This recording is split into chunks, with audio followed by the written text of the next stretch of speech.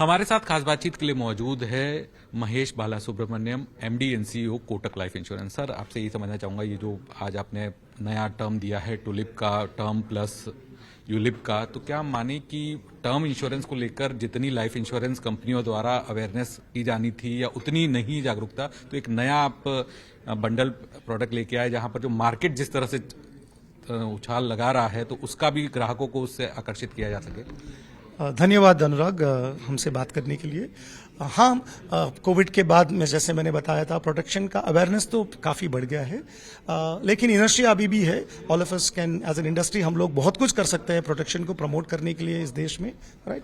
And ये जो product हमने लॉन्च किया है, ये एक ज़रूरी जो कस्टमर को एक कॉम्प्रहेंसिव प्लान देने की जो ज़रूरी थी वो फुलफिल करेगी ये प्रोडक्ट, क्योंकि इसमें हाई सम एश्योर्ड मिलेगा जैसा टर्म इंश्योरेंस में कस्टमर को मिलता है, और मार्केट लिंक रिटर्न्स का मिलने का भी फायदा है, क्योंकि ये जो प्रीमियम है उसका उसको 100 गुना या 50 गुना लाइफ कवर मिलेगा, but finally the proceeds will get invested in unit linked in the markets. So अगर जो भी कस्टमर 10 साल के लिए प्रीमियम पेमेंट करेंगे, उसके बाद शायद 30 या 40 साल पॉलिसी में रहेंगे, अगर कुछ हादसा हो जाता है फिर नॉमिनी को समय शॉर्ट चला जाता है, अगर कस्टमर पूरे 30 साल पॉलिसी में रहेंगे तो जिसने भी चार्जेस उसने भरा है, अलोकेशन चार्जेस बोलो या मोर्टेलिटी चार्जेस बोलो, वो सब धीरे धीरे रिफंड किया जाएगा कस्टमर को, और उसको पूरा मार्केट लिंक रिटर्न्स मिलेगा।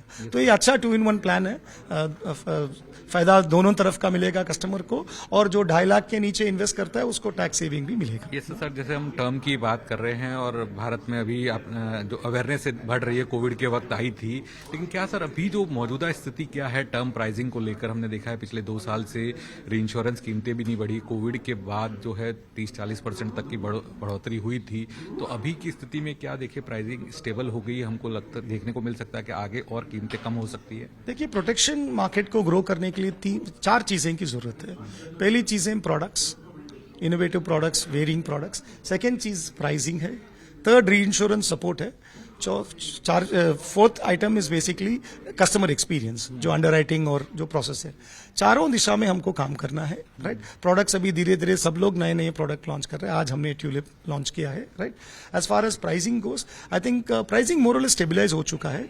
जैसे मैंने पहले बताया था, क्रेडिट लाइफ और ग्रुप टर्म में पहला प्राइसिंग बढ़ गया था, काफी बढ़ गया था इमीडिएटली आफ्टर द पैंडेमिक, क्योंकि वहां पे बहुत सारे इम्पैक्ट हुई थी, बिकॉज जिसमें 72,000 करोड़ क्लेम जो लाइफ इंश्योरेंस इंडस्ट्री ने पे किया था, ऑब्वियसली बड़ा अमाउंट था, उसका इम्पैक्ट जरूर था, लेकिन वो मार्केट तुरंत सेटल हो गया। अभी if you ask me, group credit life और अपना ग्रुप टर्म में I think pricing is more और less settled and market is back to normal. On the individual pricing, Covid से पहले भी प्राइसिंग काफी कॉम्पिटिटिव था, इसलिए वो प्राइसेस वैसे भी सस्टेनेबल नहीं था। कोविड आने के बाद शायद वो और भी सस्टेनेबल नहीं था, इसलिए प्राइस रिविजन हुआ था। लेकिन अभी आप पूछोगे तो प्राइसिंग में ऐसा कोई इशू नहीं है, प्राइसिंग थोड़ा स्टेबलाइज हो चुका है, लेकिन री इंश्योरेंस कैपेसिटी बढ़ सकती है। शायद वो बढ़ेगी तो ऑटोमेटिकली नहीं बढ़ेगी तो अवेलेबिलिटी ज्यादा होगा। और बाकी जो मैंने बताया था अंडरराइटिंग और फ्रिक्शनलेस पॉलिसी इशुएंस में, वहां पे also there can be lot of improvements. All of us together with reinsurers and as insurers, we can all work towards providing better customer experience on the underwritings. तो ये तो आप sir कह रहे हैं कि कम होगी नहीं होगी, लेकिन बढ़ने की तो उम्मीद नहीं है अभी तो, शायद नहीं लग रहा है। तो मेरा आखिरी सवाल होगा, पिछले हफ्ते ही इंश्योरेंस रेगुलेटर के द्वारा एक एक्सपोजर ड्राफ्ट आया प्रोडक्ट से जुड़ा हुआ, उसमें सरेंडर वैल्यू को बढ़ाने का बात की गई है, फॉर्मूला चेंज करने की बात की गई है, तो इसको आप कैसे देखते हैं, कितना इम्पैक्ट आएगा कंपनियों पे? क्योंकि परसिस्टेंसी रेशियो है वो चेंज होगा, इम्पैक्ट होगा, तो इसमें अब किस तरह का सबमिशन है जो अपने कमेंट्स के तौर पे आप IRDAI को देंगे? देखिए, ये थोड़ा बहुत प्रीमेच्योर है पूरा आंसर करना, क्योंकि ये रेगुलेशन परसों ही आया है, हम सब लोग स्टडी कर रहे हैं उसको, राइट। इसका एक ही बता सकता है कि हम रेगुलेटर का इंटेंट समझ रहे हैं कि सरेंडर वैल्यू कस्टमर के लिए बढ़ना चाहिए, वो इंटेंट हम सब लोग समझ रहे हैं, लेकिन इसका इम्प्लीकेशंस पूरा समझना है, क्योंकि इसमें सारे इंश्योरेंस कंपनीज को बहुत सारे इम्प्लीकेशंस हो सकता है। तो बहुत गहरी चीज़ है ये, in terms of the depth of things which can get affected. So हम सारे लोग इसको स्टडी कर रहे हैं।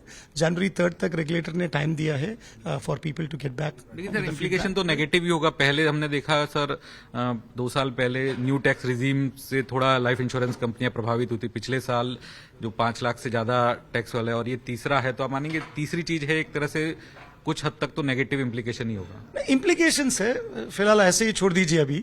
We will probably examine the whole thing, it's too premature to speak about it, right. I think as an industry we will examine the whole thing, life insurance council भी study कर रही है इसको, right, और हम represent करेंगे, फिर let's see how things pan out. Too early for me to say ये सही है, ये गलत है, ये करना चाहिए, क्योंकि इम्प्लीकेशंस बहुत गहरी है और इट इज क्वाइट वास्ट। हमसे बात करने के लिए बहुत बहुत शुक्रिया। Yes sir.